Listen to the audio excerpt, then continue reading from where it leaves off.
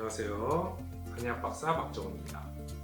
다리를 들거나 돌릴 때 고관절 주위에서 툭툭 줄 튕기는 소리가 나는 경우가 있습니다. 보통은 통증 없이 소리만 나는데요. 이게 왜 나는 걸까요? 오늘은 고관절에서 나는 소리의 원인에 대해서 말씀드리도록 하겠습니다. 고관절에서 소리가 나는 부위는 사타구니 안쪽과 대퇴골 바깥쪽 대전자 주위 이렇게 두 군데입니다. 첫 번째, 대퇴골 바깥쪽 소리에 대해서 말씀드리겠습니다.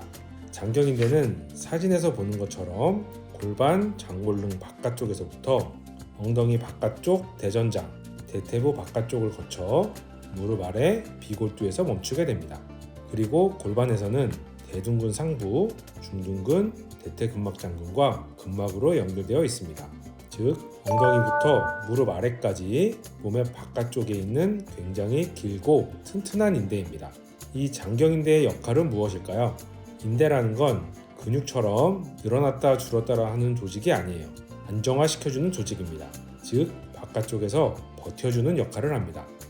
대전자 쪽을 보면 바깥쪽에서 안으로 눌러주고 있죠.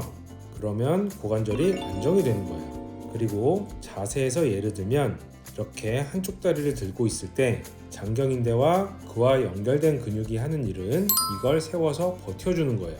이게 약하면 이렇게 엉덩이가 옆으로 빠지고 고관절이 불안정하게 됩니다. 근데 이렇게 바깥쪽에서 딱 붙어서 버텨야 되는 인대가 그 안에서 감싸야 할 대전자 위에서 고관절 움직임을 따라 왔다 갔다 하면 소리가 나는 거예요. 이게 왜 그럴까요? 장경인대가 짧아지거나 약해지면서 앞쪽이나 뒤쪽으로 치우치면 발생하는 것입니다. 골반이 틀어지거나 장경인대를 사이에 두고 앞쪽과 뒤쪽 근육의 균형이 깨지면 장경인대는 그 상황을 버티기 위해 굳으면서 짧아지거나 못 버티고 약해져서 한쪽으로 치우치게 됩니다. 그러면 고관절이 불안정해지고 움직일 때 고관절 바깥쪽 마찰 부위에서 소리가 날 수 있습니다. 두 번째, 고관절 안쪽 소리에 대해서 말씀드리겠습니다. 고관절 안쪽에는 장요근이 지나갑니다. 장요근은 대요근과 장골근인데요. 이렇게 생겼습니다. 허리와 고반에서 각각 내려와서 둘이 고관절 앞쪽에서 만나 대퇴골 소전자에 붙습니다. 이 근육의 건이 고관절을 움직일 때 자기 길로 가지 않고 골반에 부딪히면 고관절 안쪽에서 소리가 나게 됩니다. 그러면 여기는 무슨 이유로 부딪히는 걸까요? 장요근의 역할은 고관절에서는 고관절을 굴곡시키고 외회전을 시키게 됩니다. 그러면서 또 하는 역할이 있어요. 위치를 보시면 고관절 바로 앞에 위치하고 또 전체적으로 활처럼 뒤에서 앞으로 잡아주는 모양이에요.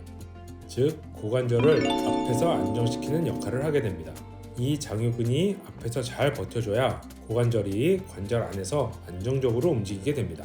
근데 장요근이 약해지거나 짧아지면 고관절을 움직일 때 불안정해지면서 주위 조직과 충돌을 일으킬 수 있습니다.